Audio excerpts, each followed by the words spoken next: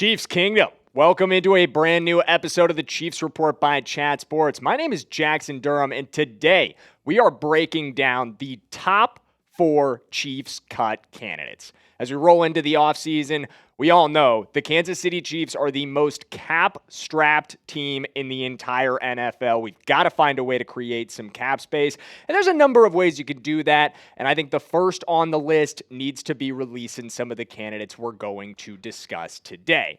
But before we get into all that, I need some help from you guys, and you need to help yourselves in a lot of ways. We are your one-stop shop this offseason for everything Kansas City Chiefs, whether it's free agency, trades. We've got mock drafts out the wazoo coming up for you guys. So make sure, if you haven't already, hit that subscribe button and lock yourself in for everything you need around your favorite team this offseason.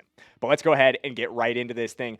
Starting with the most obvious cut candidate on the list, the guy everybody knows is getting axed this offseason, that is Jawaan Taylor. Our right tackle, you cut him, you save $20 million. That's pretty much as simple as it really needs to be in a lot of ways. Even if Jawaan Taylor was a really good, really productive player who we couldn't replace, as cap-strapped as we are, saving $20 million is absolutely everything you need to hear to get him off this roster. But in my opinion, moving on from Jawaan Taylor makes sense for myriad reasons. It has been time to move on from this guy for a pretty long time for Kansas City, in my opinion. It just makes the most financial sense to do it now. But I don't think he was ever the guy you thought you were getting when you signed him to the big money deal you did coming over from Jacksonville. And at this point in his career and at this point in our development of our offensive line, we're ready to move on. We've got multiple options, multiple pieces that can step in and replace him right now. I think Esapole could be a serious candidate to do that. I think Jalen Moore is a serious candidate to do that. You have two guys who proved this season they can fill his role. You simply don't need Jawaan Taylor at this point. You have plenty of options, even if those options come down to the draft. Because again, at the end of the day, there's that as well in your back pocket. You can go draft and you can replace Jawaan Taylor that way. You can go with the two options you currently have on the roster. Let them compete it out to replace Jawaan Taylor. However you want to ultimately get into that situation, that comes later. But at the end of the day, we all know Jawaan Taylor is not going to be on this team in 2026. And somebody else, I think very much is not going to be on this team in 2026, Mike Danna, guys. You're going to save $9 million. If you move on from Danna, and I know he has been, over the last couple years, a favorite of this coaching staff, somebody that Steve Spagnuolo is very fond of. In a lot of ways, he fits into Steve Spagnuolo's vision of what an edge defender really should be, but I don't think he's worth it anymore. You look at the production that we've gotten from him over the last couple seasons, and you look at the money that he's about to make, things aren't adding up here. Let's look at his last 4 years. All right, 8 tackles and 1 sack, just 9 pressures and only 3 QB hits in 2025. A huge part of the downtrend in the Kansas City Chiefs pass rushing production in 2025. We had one of the most ineffective pass rushes in the NFL by and large, especially when you factor in how much we were blitzing to try to accommodate for the fact that we just couldn't get home. And Danna wasn't helping anything. And to be honest with you, I don't think he's been helping things for a pretty good while now. 2024, he wasn't productive either. 3.5 sacks, 22 pressures, more productive than 2025, but that's not starting caliber material, in my opinion. And edge is a tougher position to replace. If you look at the depth chart as it is right now, FAU should be back next season. Hopefully he can get back into the mix. I'm not really sure what his future holds in Kansas City at this point. He's been very disappointing, but Ashton Gillotte showed flashes. I think Ashton Gillotte can step up into that role, and I think this is something you attack in free agency, something we've heard before, something we've talked about that the Kansas City Chiefs want to attack the front seven in free agency, that this is something they know is a weakness on the team and that they can address in free agency or the draft. We've also talked about candidates at the 9th overall pick that you might draft if you go in that direction. So I think there's a lot of different ways that you could supplement your pass rush. And at the end of the day, moving on from Danna, it's not making things any worse than they already are. But you know what it is making better? Our cap situation. Check this out, guys. You move on from the 2 cats we've already talked about, and you are already $19 million back in the green. Or excuse me, no, more than that. You are well on your way to getting back into a good situation here. This is the start, but you still have so much more work to do.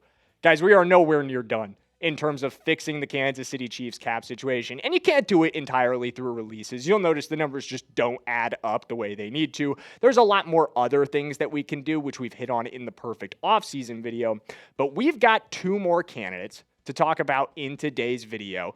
2 more guys that you can release for more cap savings. And one of them is a massive surprise. He's really going to catch you off guard that he's on this list. Kind of caught me off guard when I was going through the list of guys that we could move on from to make the cap a little bit better. But I'm going to get into that after I give a shout out to the sponsor of today's video. And guys, that is Prize Picks. The big game is almost here, and there's no better way to cash in during America's biggest sporting event than Prize Picks, where it always feels good to be right. And since the big game is right around the corner, that also means it's your last chance to get into the football action before next season. So close the season out right with Prize Picks by getting $50 instantly in lineups when you play your first $5 lineup.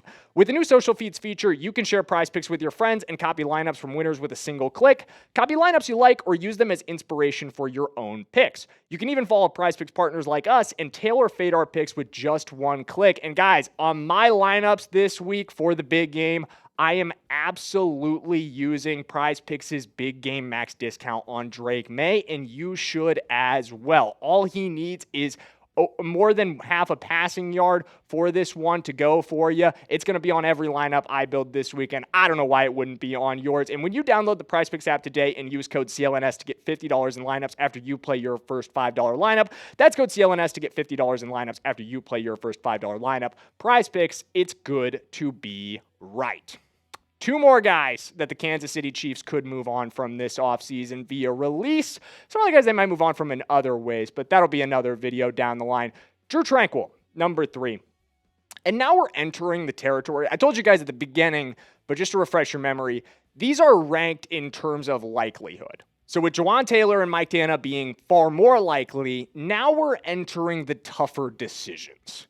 Tranquill, he may not go. At the end of the day, like I talked about, while we are the most cap-strapped team in the NFL, you've got to do some things to create cap. You don't necessarily have to release every single one of these guys. You could, depends on how aggressive you want to be, but I think we're starting to get into that 50-50 range when you talk about a guy like Drue. At the end of the day, he hasn't been the worst player for the Kansas City Chiefs. In fact, in some ways, he's been pretty productive as an inside linebacker. He's not fantastic, but he is a great run defender. But that's where you start to kind of run out of compliments for Drue Tranquill. I hate to say that. He's not going to offer you a ton in terms of pass rush, and he is pretty downright bad in terms of coverage. He is a bad coverage linebacker at the end of the day, just a mismatch with pretty much anybody that you're going to throw at him. In 2025, this was one of his worst seasons as a coverage linebacker. I think stat you should know here, Tranquill allowed 95% of targets into his coverage to be completed in 2025. That's horrible. There's really just no other way to dice that, especially when you consider 38 targets into his coverage, 36 of them end up being completed. So I don't think moving on from Tranquill is necessarily something that you can't replace. But this linebacker room is not deep, guys. This is one of the softer rooms on the depth chart right now. If you move on from Tranquill, especially if you can't keep Leo, because we all know Leo's a pending free agent as well, it's going to be really dry in this linebacker room.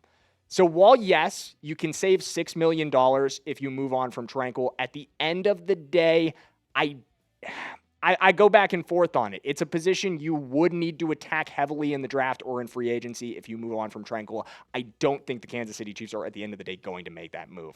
And the last one. This is a guy I've seen come up. This is the big surprise. If you're waiting for the big surprise, I've seen him come up on a couple people's lists of Chiefs cut candidates, and it surprises me every time because I have a vision, and I think Brett Veach does as well, that absolutely includes Kristian Fulton. But for a lot of people, I think they see that $5 million in cap savings that the Chiefs can get if they go ahead and move on from him. But I don't think it's a move that at this point makes any sense for the Kansas City Chiefs. I don't think moving on from Kristian Fulton's the right call because Fulton showed towards the end of the year last year, despite being a very limited participant for most of this season. You know, I complained about this multiple times. Where is Kristian Fulton? We signed this guy to a pretty solid contract in the offseason. Somebody that we got excited about bringing in didn't seem to be a major factor for most of the year for whatever reason that ultimately was. He was a healthy scratch in some games at times this season, but we saw down the stretch when injuries forced him into action, this guy can play. This guy can. He kept us competitive against Denver. One of his best games of the season, keeping us competitive with a limping Kansas City Chiefs team against a team that would go on to play in the AFC Championship game. And you look at this corner depth chart right now, we could afford to move on from Fulton in some ways. Maybe you push Noel Williams up into the right corner spot, but is that as inexperienced as you want to be in the corner room, especially when you look at that guy at left corner? I think moving on from him is an option. And if you move on from Kristian, you are limiting it. You can't do that anymore. You don't want to move on from both of these guys in one offseason. But I think there's so much value that could be had from trading Trent McDuffie, something that we're going to talk about a lot this offseason, guys. And I know some people don't like to hear it. I know some people don't want to hear the idea that Trent McDuffie could be somebody that we move on from this offseason, the idea that Trent McDuffie could eventually be traded. But I think keeping Kristian Fulton is very important to keep that option open. Because even if you don't want to do it, you still need options on the table at the end of the day. You need more draft capital to go get younger. And if you could trade Trent McDuffie for a first-round draft pick in this year's draft, I think that would be enormous and free up a lot of future cap for future contracts. Something we'll continue to hit on, something we'll continue to talk about. But 4 cut candidates in today's video: Jawaan Taylor, Mike Danna, Drue Tranquill, and Kristian Fulton. If any of these 4 guys are released, we have you guys on a video. So just another reason to subscribe with notifications on. If anything happens around Trent McDuffie's trade situation, we're going to make 5 videos. I guarantee you guys that. So another reason to subscribe, another reason to be locked in on the Chiefs Report by Chat Sports. Thank you guys so much for spending your time with us today. I've been Jackson Durham, and we'll see you in the next one.